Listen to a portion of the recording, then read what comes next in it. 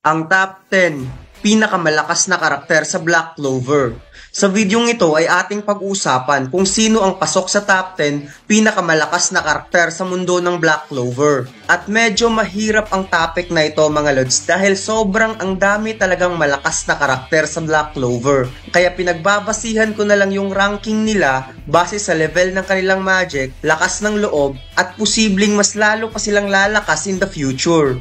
Bago tayo magsimula ay tatanungin ko muna kayo kung sino ang top 3 kung kayo ang tatanungin. Bago matapos ang videong ito, please comment down below. So without any further ado, let's go! Ang top 10 natin mga lods ay si Patre o si Patole. Si Patre ang leader ng Eye of the Midnight Sun. Siya ay nagtataglay ng Light Sword Magic. Napili din siya ng 4-Leaf Clover Grimoire.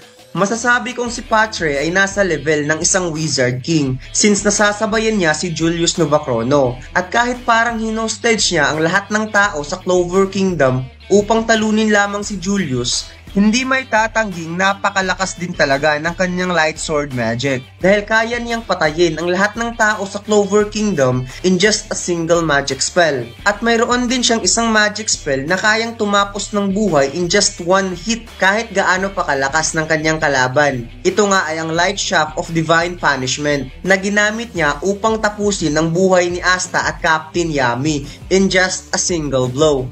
Subalit malas lang niya dahil dumating si Gauche na makukonsider natin na kayang ma-oppose ng Mirror Magic ang Light Magic dahil ibabalik talaga ng salamin ang ilaw kahit gaano pa ito kalakas. Inilagay ko siya sa top 10 mga lods kahit napili siya ng 4-Leaf Clover Grimoire at mayroon siyang magic na similar ng First Wizard King. Ito ay dahil ang tunay niyang soul ay isang bata lamang na naghahangad ng paghihigante. Top 9 natin mga lods ay si Leek. Si Leek ang leader ng mga elf. Siya ay nagtataglay ng sword magic. Napili din siya ng 4-Leaf Clover Grimoire. Napangasawa niya ang kapatid na babae ng First Wizard King na si Titya na nagtataglay din ng napakalakas na wind magic. Naging masalimuot ang buhay ni Leek sa kabila ng pinapangarap niyang magkasundo ang mga tao at elf dahil kay Zagred. Naging isang legendary demon si Leek dahil sa kawalan ng pag-asa. Hindi man ipinakita ang kanyang lakas sa nakaraan, ngunit ipinakita ang kanyang tunay na lakas ng nakalaban niya si Yuno at Asta. Masasabi kong napaka-overpower niya sa laban na iyon dahil hindi pa niya na-acquire ang 100%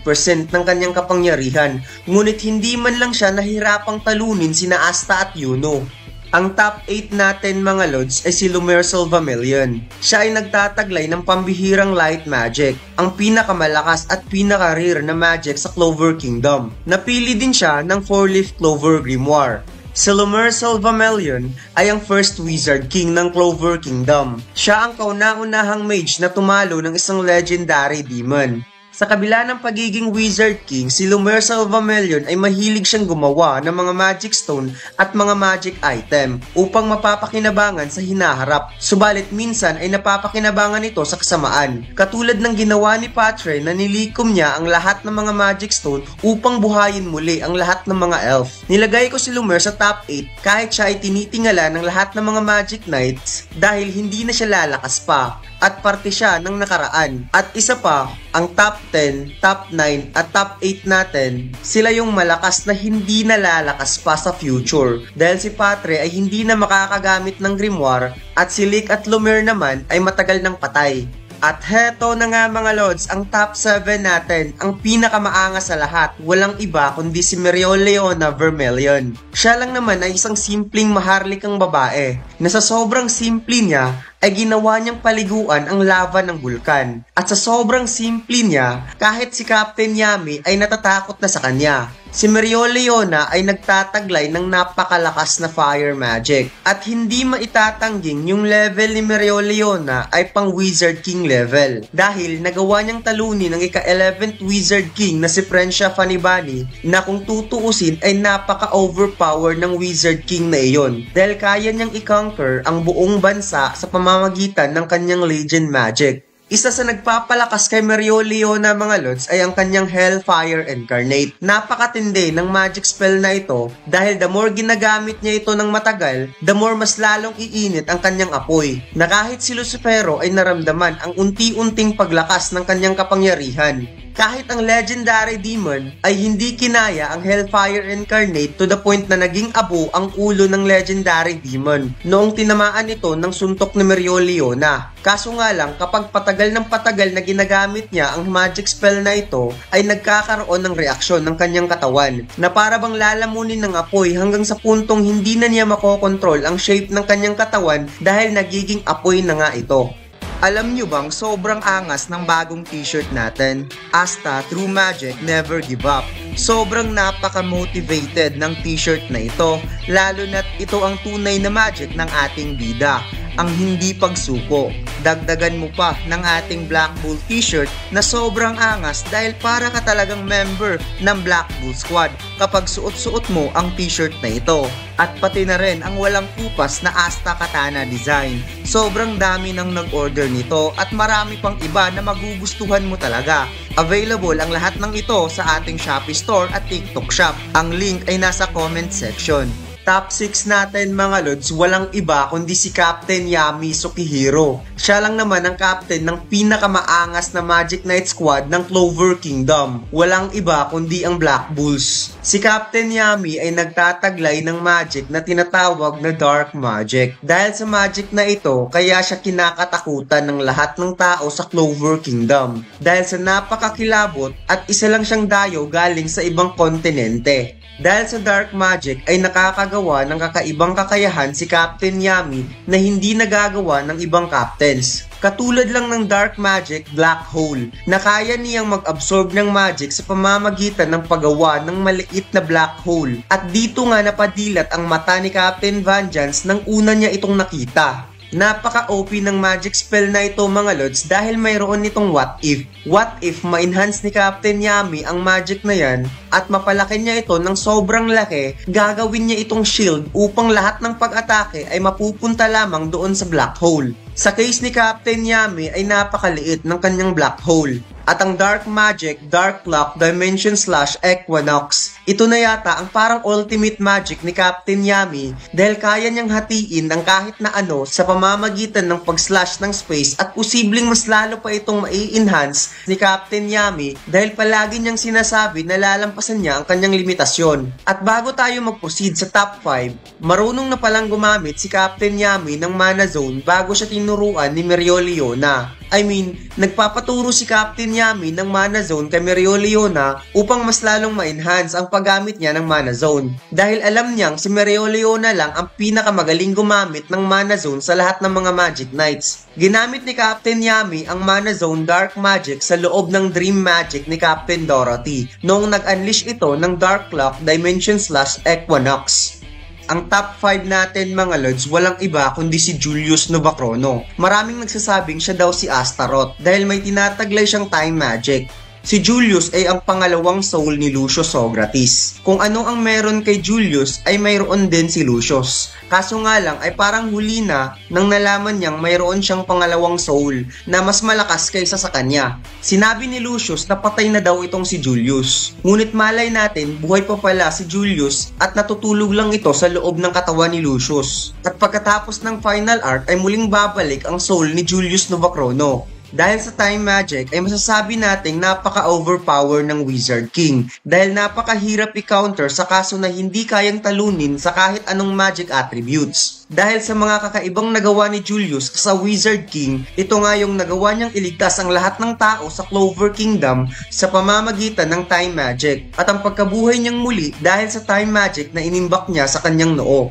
Top 4 natin mga lods, hindi ko alam kung agree ba kayo dito. Walang iba kundi si Noel Selva. Alam kong medyo logi si Noel Selva sa lakas ng top 10 to top 5. Subalit, sinabi ko sa unang parte ng video na posibleng mas lalong lalakas in the future. I believe na si Noel ay mahihigitan niya ang lakas ng top 10 to top 5 pagkatapos ng final arc. Dahil napapansin kong palagi talagang idinidikit ng author ang lakas ni Noel sa lakas ni Yuno at Asta. Dahil pagkatapos ng Speed Kingdom Raid arc ay nawalan siya ng Water Spirit which is si Andine na nagpapalakas ng isang mage sa pamamagitan ng Saint Stage Magic. At ngayon ay nagkakaroon na naman siya ng panibagong Water Spirit, si God Dragon na si Leviathan. At mukhang napakalakas ng Water Spirit na ito mga lods dahil gigising lang pala ito kapag paparating na ang katapusan ng buong buong mundo. It makes sense na kaya din niyang protektahan ang Clover Kingdom.